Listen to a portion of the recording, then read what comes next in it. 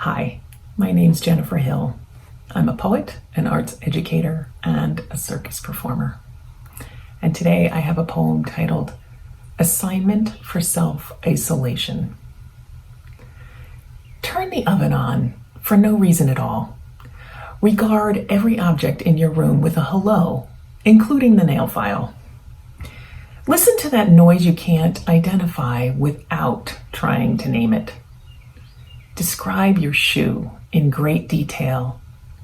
Now you've told us something about death. Forget a relative's name, then sort through old photos as if you'll remember. Try to describe the sky without using the words blue, cloud, or paperweight. Tell us what you're really feeling right now. Sing a song about 3 lies you've told. Pick at that scab. Poke at that wound. Write about how lists are just attempts at control. Wonder why you're writing at all. Be enthusiastic and smiley for no reason at all, and live with how rotten it feels. Cheat on the personality quiz. Make a list of 10 things that are impossible. Make a list of 6 things that bring you joy. Make a list of 3 things that are wrong with this world. Now title your poem, The Narrator Is Not Me. Build a relationship with someone in your mind, cheat on them, and write about it in 1 sentence. What was the aftermath? What was the why? Now write about all of it using only 1 word. Tell about your life without using any pronouns or the letter S. Use a semicolon and apologize for it. Use a lot of exclamation marks and don't apologize. Make a list of 3 lies you've told. What was the best lie you've ever told? What do you wish you had done differently? Walk around the bottom of a lake and tell us what you see. Get angry.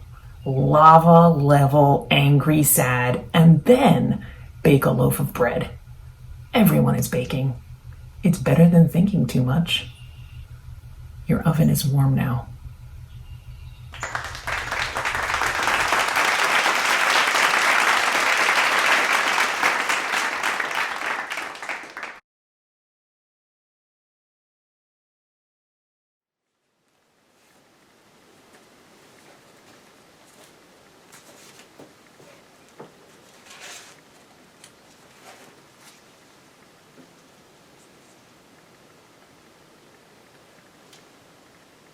Marigold was substantial, overly jovial, large, lanky, all awkward angles.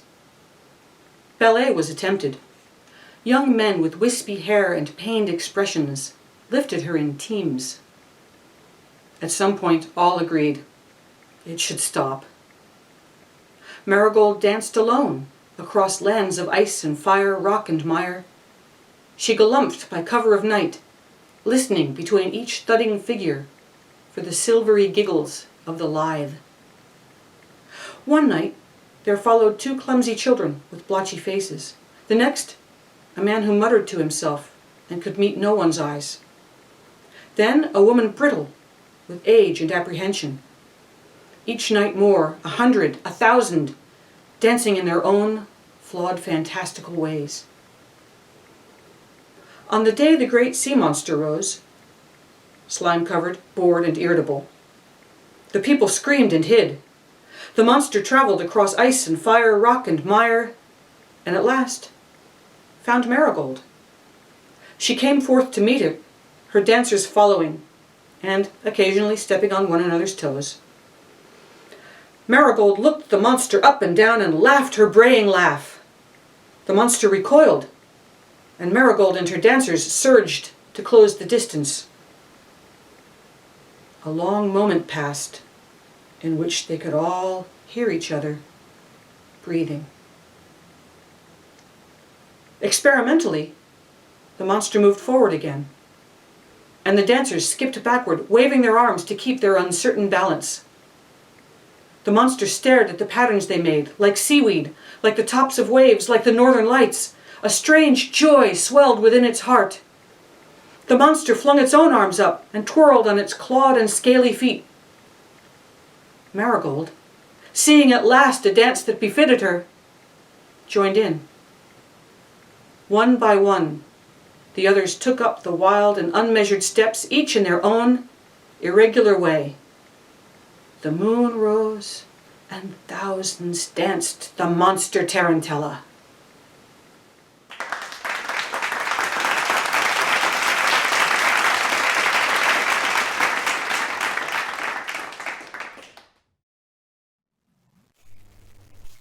Hi, I'm from the Upper Perkiomen High School, and we're contributing to the Make Music Upper Perk spoken word, representing two clubs, the SAGA Club and the Writers Club. My name is Kathy Stadel. I'm the Library Media Specialist, and the poem that I'd like to present is called Give Attention. I wrote it in May 2020. You find yourself alone, but you sought it out, and do not regret this walk that takes you deep into the woods, past the easy roads of joggers and bicyclists, small children wheeling behind them, the fading calls of a family playing in the field become distant, like the cries of gulls on a shore drift into the shush of the sea. Here are soft pine needles underfoot, and silence. I stop to listen. A small maple rattles her leaves in agony. Caught last winter in an early frost, she could not shed her leaves. Brown husks shake from her branches, cicada shells, skeletons of lives that will not come again for 17 years. My bones are chilled with sorrow. Soon enough, the light snow of spring blooms fall gently from the surprise of a dogwood tree, apple tree, weeping cherry, white pink petals drift from the dome above, sacred tears from the oculus. Cups of fragrance from a single magnolia tree float, holding incense and ambrosia, both. I try to listen until I hear it, the whisper of tree to tree, the squeaking embrace as branches rub against each other. I see the reach of limbs cross the sky. Daughter tree, cousin tree, holding fringed, furled oak, maple, pine, new green tips touch. Soft wind ripples pass through them and into me, a blessing that cools my face, lifts my hair gently like a mother. I lean back into the easy peace of wooded life. Birds squabble, undergrowth stirs with the insistence of squirrels. Striped scurry of chipmunks, sun lights the hidden life beneath a fern. Then the peace is split by the scream of a hawk high above, a lonely, piercing call, but one that you recognize. You, it cries. You hear it as wild and triumphant, your own boasting, arrogant self. But the trees whisper back, listen, as if there is more. Pay attention. Embrace that which is true. Release that which separates us. Anger, hatred. There is no payment exacted from us to hear. It costs nothing to give attention. Here in this branched, rooted world, each tree holds the same sweet lullaby, us.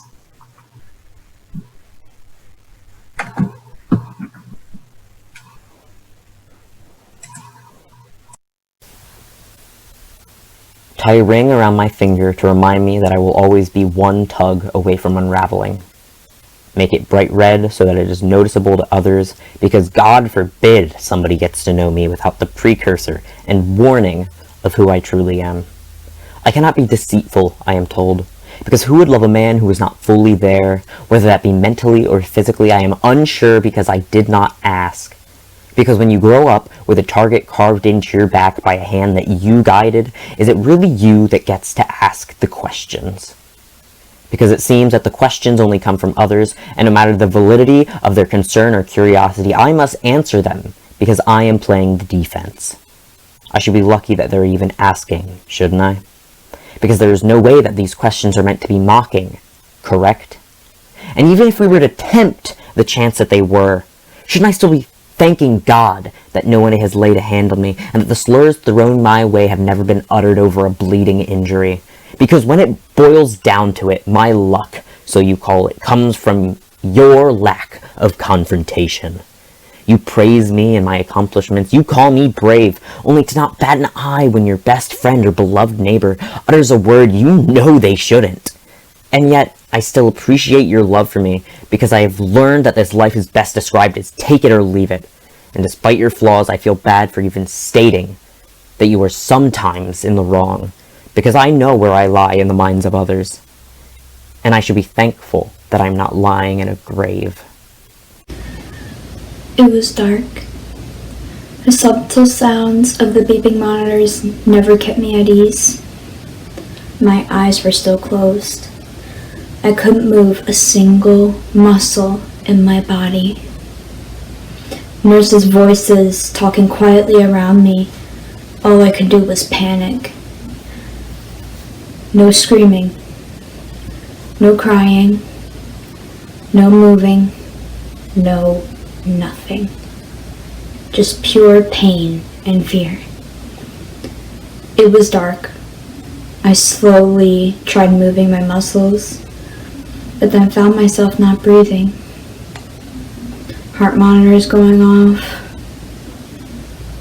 I couldn't help myself nor anything else. I thought it was the end, until suddenly my legs began to move.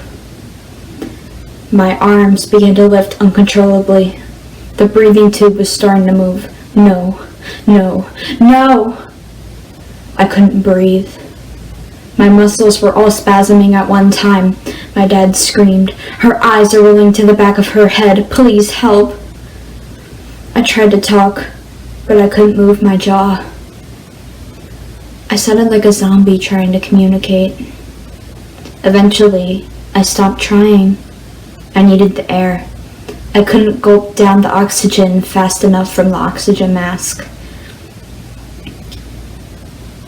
It wasn't enough air. Anesthesia. Why do you do this to me?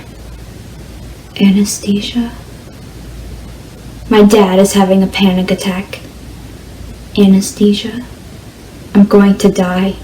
I'm not ready. Anesthesia. Please help me. Anesthesia! Everything went black. It was dark. There will never be light again. That was a poem by me. I know I can't really read emotions well, but that was a time in my life where I was under anesthesia in the ICU for the hospital, getting a central line in my neck, and I couldn't wake up from the anesthesia. It is still part of my PTSD today. I couldn't breathe. My dad was having a panic attack. My muscles were spasming everywhere as soon as they gave me this medicine to wake me up. But it was terrifying even before, because my mind was awake, but my body wasn't. I could hear everything around me. I'm sorry to anyone who had to go through this, but this was my poem. Thank you all for listening. Will my epilogue have a fulfilling end, and will you remember me when the drum of my heart hits its final note and you close the book? Will the final words remain with you, and will you go back and dog-ear your favorite pages? Because my love, my fear, is that the words that you once read and loved will become muted in your ears, which have heard way too many other stories like it, and the paragraph sandwiched in between the heart racers will soon be forgotten amidst the need to know what happens next. But I ask, please do not skip my sentences that drag on too long, because I have things I would like to say if you are willing to listen. However, if I begin to bore you, please do not hesitate to skip to the conclusion. Because who is willing to read the same book over and over when the human mind thirsts for new material? And let us be honest, who has the attention span for a story like mine? If I am fully honest, if I were not the author, I too would see the page numbers change more rapidly than I could care to admit. However, it does not have to be a bestseller. I would be content if it is at least on the shelves of your local library, so that when the rain falls and you feel alone, I will still be there for you, despite the yellowing of my pages and the tape just barely holding me together. Because, my love, if you read closely, you would know that you take up half of the contents within that book. The feelings that clouded my thoughts due to the look in your eyes occupies its own page in the glossary. Please tell me that you found it worth it to read as far as you did, and to stay up with me well into the night to read my drafts. And please, my final plea is that you don't sugarcoat your criticism, because despite the initial pain, it is needed for me to improve my future book, if I am ever lucky enough to write one.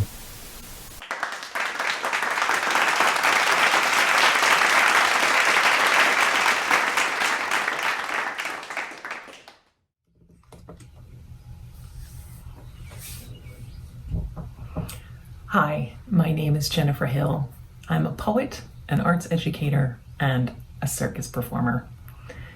And today I'm going to read you a poem titled Of the Real. Of the Real. Simone Weil said that distance is the soul of beauty, as in what you are seeing now is clouded by your concerns and you can't see the loveliness of the minutest of details until later, with enough space between you and whatever it was you thought was beautiful in the first place. Meaning you are just too full of yourself to really see until later. So be patient and hope that the event cells in your brain keep proper placeholders. Just think about it up there. The machinations of neurons, tick of clock, biochemical reactions, filing it all away. The ant on the edge of your notebook was before the pepper grinder sound of the drake on the pond. But still you were too occupied by your hunger and loneliness. The ant and the bird call. Your mind, thinking about your mind, is that beauty or soul or distance? Look, there's nothing to hold on to here, but I'll keep on walking anyway, with my interest this morning when everything felt clearer, when the first words really seemed to matter before my care even set a word down. Let's say before I started this poem, there was more of a poem, because in a room full of windows that faces a fence, without even seeing, I know that just beyond it, the neighbor's laundry is relaxed on the line, and without touching the ground, it lifts by the gravity and grace of the real.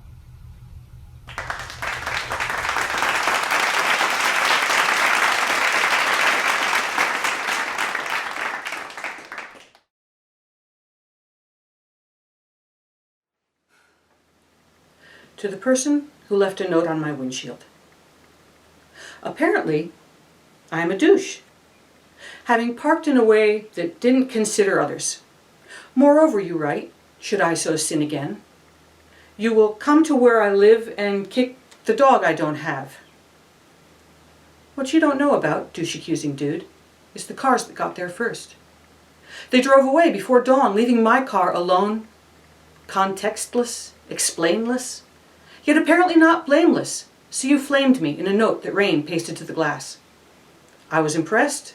You thought ahead and used a waterproof marker, meticulous in your righteousness, making sure I got your point. And I did get your point. That outrage warms and fuels and frees and feels so good that there's no point stopping to think, who got there first? What hard-angled, odd and inconvenient shapes had they left for me to try to fit? They drove away before dawn, leaving only those awkward spaces and my car and your fear that next time it would be you, douche-accusing dude, who found a note from someone who saw no point in trying to understand. So today, when I feel the heady, hungry, eager flood of outrage at the one too slow, too proud, too loud, too mumbly, too bumbling, too harsh, too happy, too fickle, too finicky, too persnickety, too sticky, too stinging, too clinging, too hand-wringing, too woeful, too awful, too flawed, too fragile, too freakish, too full of awkward, chaotic, and inconvenient life? When these people enrage me with the outrageous thought that they dare to be, that I fear to be, less than pleasing, less than perfect, less than, let me, I pray, remember that I don't know who got there first and forced them into such shapes of pain and drove away before dawn.